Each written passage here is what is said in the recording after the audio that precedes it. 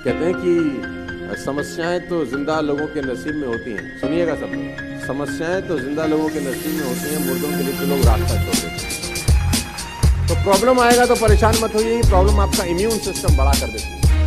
तो सबसे पहला तो मैं ये चाहता हूँ कि हम सब लोगों को एक डेफिनेशन मैं ज़रूर बताऊँ जिसको लोग लेकर बहुत पशुपेश में रहते हैं, और वो जिसको बोलते हैं LUCK। ये एक ऐसा टॉपिक है जिसपे हजारों साल से चर्चा हो रही है। ये आदमी सक्सेसफुल हो गया बिकॉज ये बहुत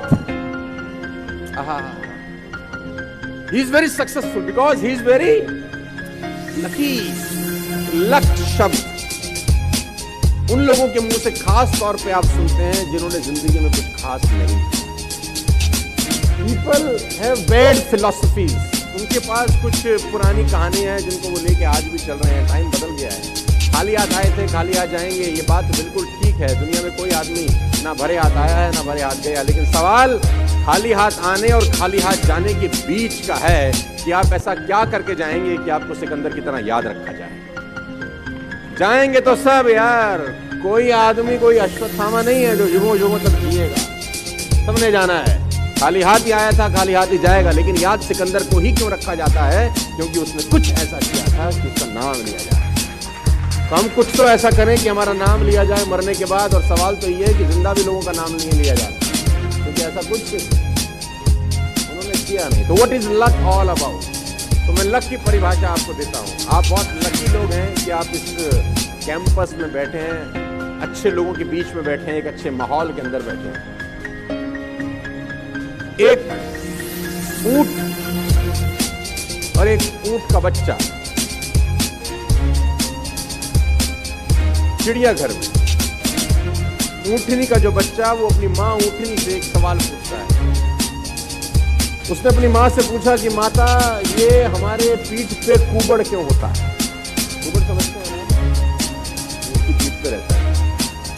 तो ऊँटनी का बच्चा ने पूछा कि माँ, हमारी पीठ पे कुबड़ क्यों होता है? तो माँ ने जवाब दिया, बेटा रेगिस्तान में कभी कभी पानी नहीं मिलता बहुत समय तक, तो पानी स्टोर करने के लिए नेचर ने हमको ये कुबड़ दिया है कि हम पानी बहुत सारा एक साथ ड्रिंक कर सकते हैं, उसको सेफ स्टोर कर सकते हैं। अगर हमें बहुत दिन तक पानी ना मिले तो अंदर का वाटर से हम लोग अपनी लाइफ को मेंटेन कर सकते हैं।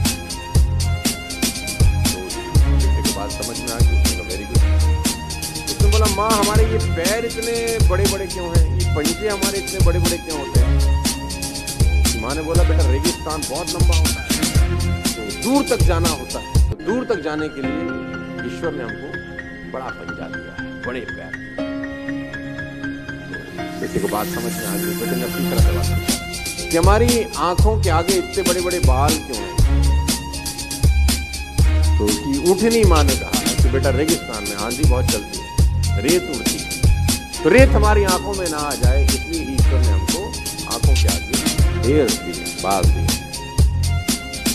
अब वो जो ऊँटनी का बेटा था उसने चौथा सवाल किया, और उस चौथे सवाल में उसकी माँ को चारों खाने ठीक कर दिए। उसने कहा, अच्छा कुबड़ पानी सेव करने के लिए रखा है? माँ ने बोला हाँ। पैर इसलिए कि रेगिस्तान में दूर तक जा सके? माँ ने बोला हाँ। आंखों के ऊपर बाल इसलिए कि आंखों में धूल ना आए, रेत ना आए? माँ ने बोला हाँ। तो फिर इस वक्त हम चिड़ियाघर में क्या कर रहे हैं? तुम यहाँ क्या करें? आपके पास कितनी भी क्वालिटीज क्यों ना हो, अगर आप राइट जगह पर नहीं हैं तो आप लकी नहीं। What is luck?